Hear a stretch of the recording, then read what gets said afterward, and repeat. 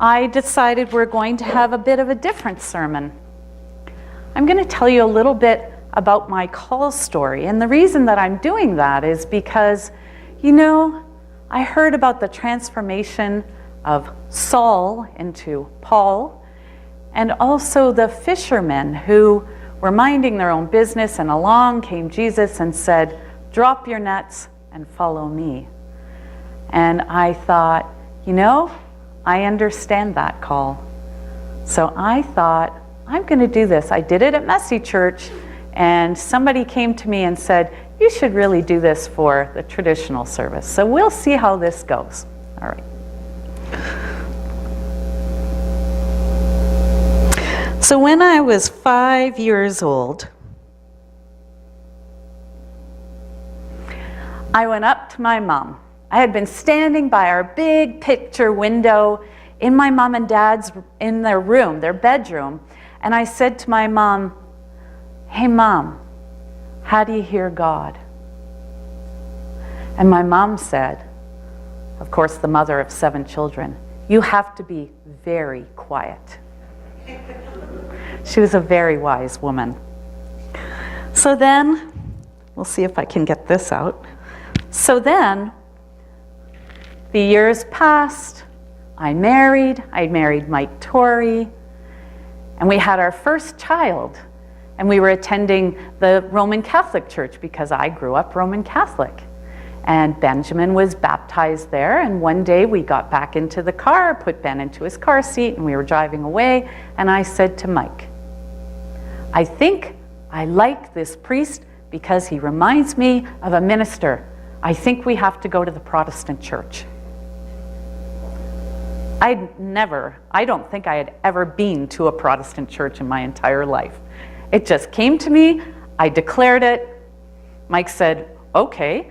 In Canada, it's the United Church of Canada that we attended. All right, so I'm in the United Church of Canada, and I'm goodbye Roman Catholic Church. However, I want everybody to know that is my foundation of faith, and I would never, ever say I'm a recovering Catholic.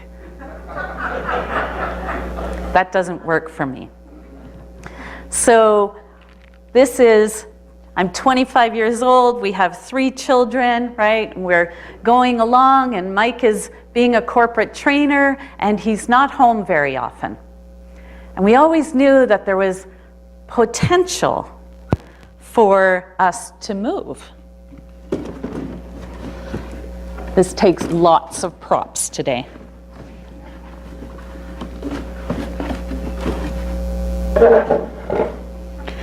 So, we had talked about that, and it was the great unknown, but I thought maybe it's time for us to say goodbye to Canada and move somewhere where Daddy can have a district, a region where he'll be home more often with our kids, because Ben was 14 at that point. So we wave goodbye to Canada, and we come to the States, which is a great unknown for us. Everybody that we know, all of our family members are in Canada. Mike has some cousins on the East Coast in Maine and Vermont. So, we had been there before, and Mike traveled there, but still a great unknown. So I get to the church, whoops, and I told you all, I started by reading liturgy. I was a liturgist. So, started with the Bible, reading liturgy, becoming a liturgist. Then I was asked if I would help out with women's retreats. So I've done 6 women's retreats in my lifetime. And what else did I do? I was a youth group chaperone, a youth group helper. I was lay leader, Phil. And eventually, something happened. So where is it? I felt a call from God when I was 42 years old. And I was working at the time, and I had been a preschool teacher. You all know that I was a preschool teacher, and I had been asked to move into the role of administrative assistant. And I did that. And at about the same time, I got my call from God. A lot of my quiet time with God happens when I'm driving by myself. And so I had gone home for lunch one day, and I was driving back, and I was doing all of this volunteer work in the church, and I said to God, because God knew, I said, how can I fit more ministry into my life? And God said, you're going to make your life ministry. And I started to laugh, just like Sarah of the Bible, right? Sarah, how can I have a baby? How can that be? So I start to laugh. I have no formal education past high school. So I ask again, how can I fit more ministry into my life? Because I don't really like the first answer I got. And it comes right back, and God says, you're going to make your life ministry. Ha! All right. So I'm an administrator at that point.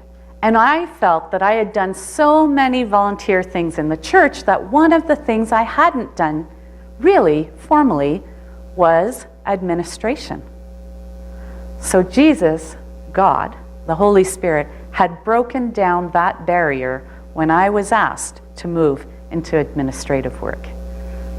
And so as I thought about it, I thought that was the last piece for me, I think. Except for my education, of course. So, I spent that fall, remember I'm in Southern California, floating around in our community pool, thinking about this a lot. Because I did not want this call.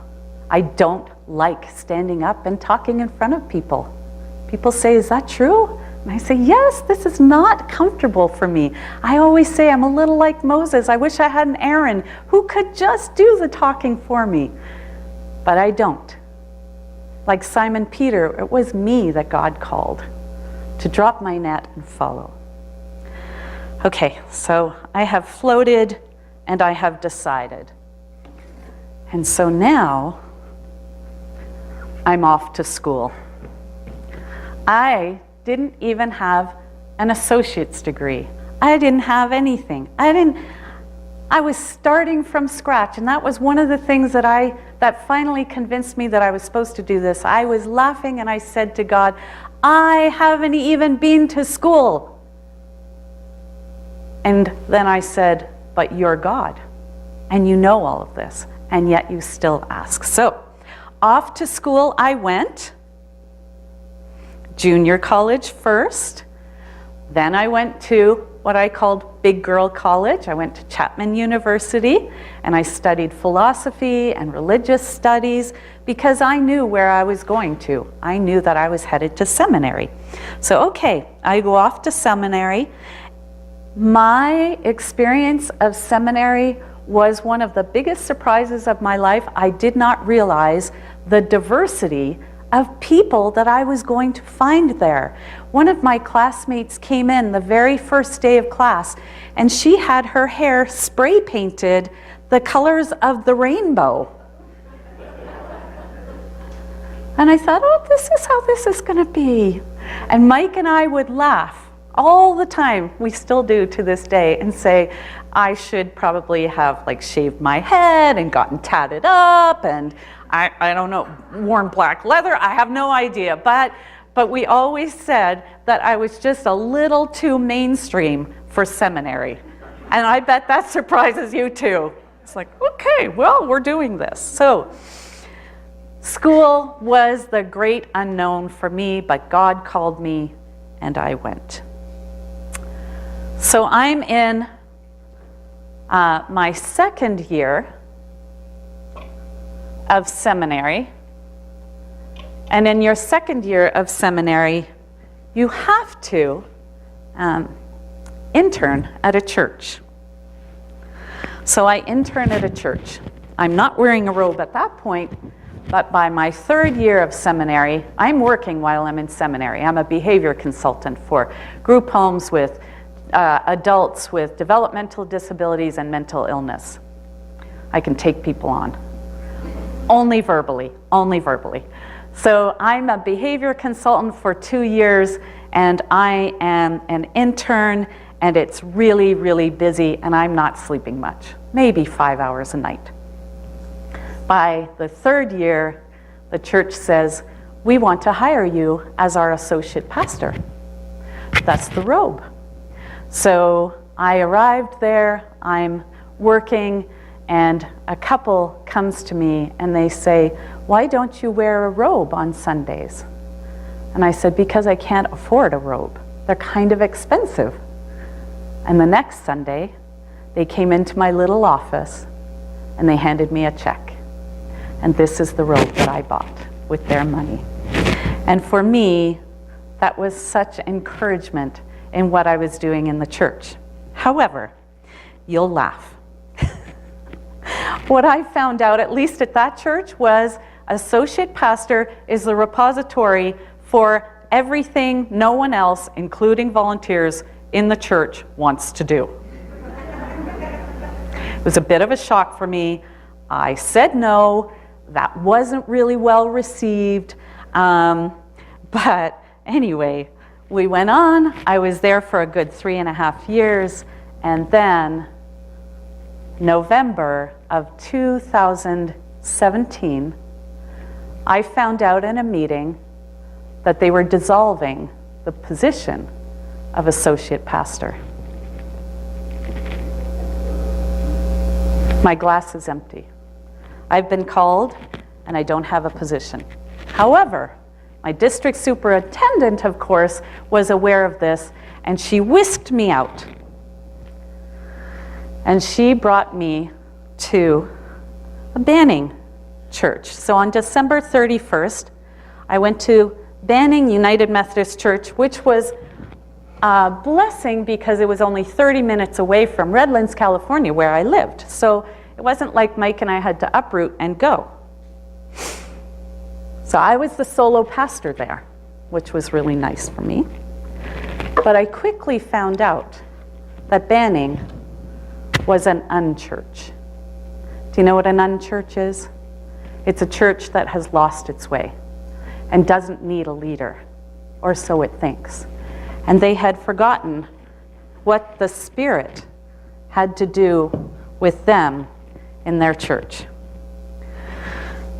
So, in the meantime, I'm at this church. I'm at Redlands First United Methodist Church, and in 2015, some of you know that Reverend A.J. Bush at the Gillette UMC is a friend of mine. I met her in seminary. So in October 2015, she says, hey, Brenda, I know she's in Rocky Mountain Conference, and she says, we're doing this group, and it's a huddle group, and it's a discipleship group, so that we can build our discipleship skills and whatnot. Would you like to be a part of it? And I said, are you sure? I'm not even in your conference. I'm in California Pacific Conference. And she said, yeah, we'd like to invite you.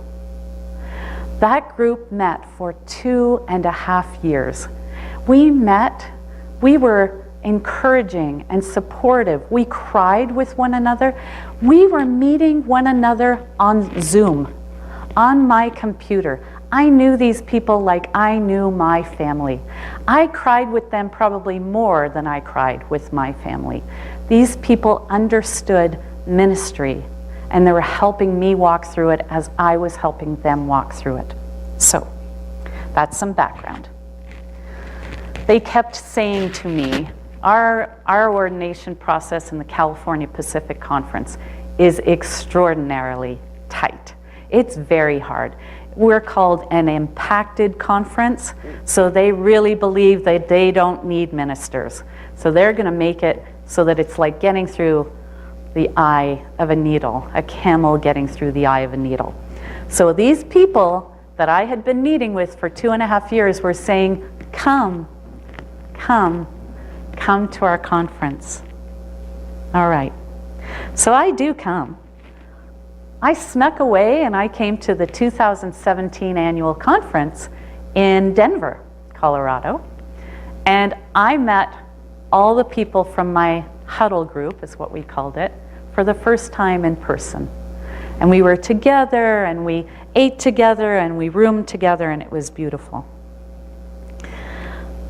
I, of course, didn't know anything about your conference. I knew these wonderful people who kept saying to me, "Come, come." But when I heard that you were taking on a quadrennial theme of beloved community, I thought, I know that. I know what that looks like.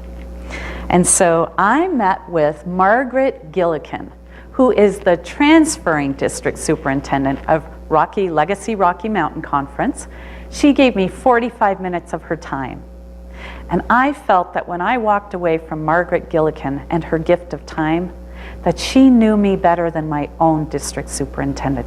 Margaret seemed to look right into my heart and see what my ministry heart was about. So I felt known. And I said to Margaret, I don't know, it's 2017, I still have a job, right? I'm still working at Redlands First United Methodist Church. And I say to Margaret, I don't know what's happening with me. And I have papers to write. I always have papers to write, don't I? And I'm going to write my papers and we'll see what happens. So Margaret says, keep in touch. Let me know how things are going. So I do keep in touch with Margaret. I don't pass my papers. It's hard. I'm heartbroken. My church decides that I don't have a position with them. I go to Banning, the unchurch. That was really difficult. So here's my cell phone. Okay, so first what happens is I don't have my position as an associate pastor. I moved to Banning. I'm looking at Mike.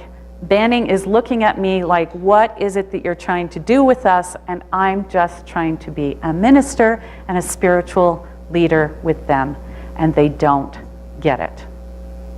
I swear there were some people who probably wanted to chase me out of that church physically on a Sunday. You know how I preach? I was preaching how I preach. They didn't want to hear it. I would stand up to preach and somebody would come up to me and say, just preach us a nice sermon, would you? Would you, Pastor? And I thought, well, I already have one prepared, so I don't know how this is going to go. Okay, so I can see the writing on the wall. My papers have not passed. Banning is the unchurch. I probably could have stuck it out with them, but I don't know how pretty that was going to look. So I do a lot of crying and a lot of praying. God, why have you called me to this? This is so much harder. I have gone to school for 7 years. 7 years. I never wanted to go to school at all, and I've gone for 7 years. My family has sacrificed. My husband has sacrificed. We lived on campus at Claremont. We called it the student ghetto. I wasn't sleeping. I sacrificed hours and hours and hours of sleep. What is going on? So I did a lot of praying, a lot of crying. And then I picked up my cell phone, March 2018, and I called Margaret Gillikin. And I said, Margaret, I think it's time for me to think about your conference. And she said, okay, this is what you have to do. So after mounds of paperwork and references, and what else did we have? Paperwork, references, an interview with Margaret Gillikin so that she could find out what kind of a pastor I was for an hour and a half on the phone while I was at my dad's place in Palm Desert. We did that. I had to ask for references, and one of my mentors is Rex Britt. He was pastor emeritus at Redlands First United Methodist Church.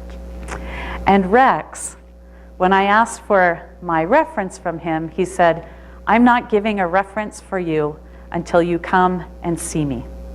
So I drove to Claremont, And I sat with Rex and his wife Bonnie. I knew her well. She quietly left the house.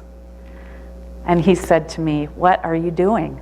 You can make it in this conference." And something inside of me said, "No, they don't know me here. They don't know what my call is." So he and I talked, and when Bonnie came back into the house, he looked at Bonnie and he said, "Brenda knows people in Rocky Mountain Conference. She has relationships there." And they both went, "It's okay now. You can go." And Rex said, "You better be ready to go, because when I write my reference for you, they're taking you," which, of course. And Rex and I are birthday twins. I adore him. So once again, I was moving into the great unknown. All right. I call on a Monday, I call Margaret Gillikin, and I say, "Margaret, what's happening with my file?" And Margaret says, "Your file got passed on today to a district superintendent." And I call up my friend AJ in Gillette, and I said, "Apparently a district superintendent has my file." And AJ said, "I wonder," you can't tell anybody this, "I wonder if it's Newcastle." And I said, "Newcastle? Where is that?" So I do a Google search of who and where you are. And I think, okay, that is the great unknown. And she says to me, "The great thing is it's gorgeous. It's beautiful there. It's got the Black Hills, and I'm so jealous if you get Newcastle." So of course, I get the call, and I meet with the ad council, and I can't remember if it was April 30th or May, but anyway, I meet with y'all, have a great meeting, it feels good, and even before I have heard that I am coming, Mike and I go and we take my Miata and we trade it in, and I get my Hyundai Tucson, because I'm going to Newcastle. I'm coming. I'm going to the great unknown. So we've got my new car, and then Jeff calls again, and he says, "You are going. You are going to Newcastle. They want you." And so this is what we do. We start packing up all of our belongings. And we pack up our Newcastle dog, who is Georgia. And we bring her along. And we pack everything that we have. We pack my clothes, and we're ready to go. And Mike, God love him, he's coming with me. I had said to him, "How about this, honey? How about, it doesn't look like it's easy to get out of there. So how about if I go for the first year, we see how this is going, you come in and out a little bit, and then you can come and you can follow me." And we kind of talk about that. And then Mike says, about 2 weeks later, we're talking, and he goes, "Oh no, I'm coming." And I said, "You're coming with me?" He said, "Yeah, I'm coming. I need to be with you." Like, all right. So I know. So we kiss our babies goodbye.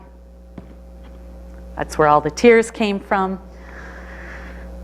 And we pack our suitcases, and we load the dog, and we leave. And we drive into this great unknown that is Newcastle, Wyoming, to come to you.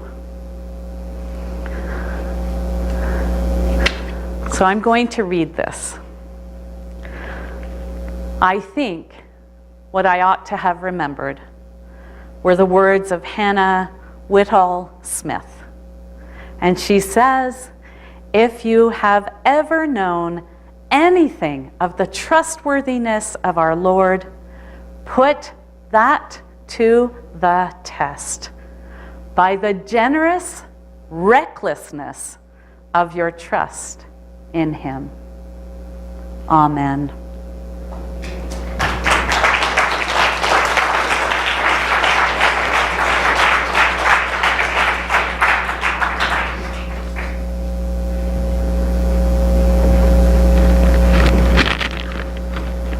That's very kind. Thank you.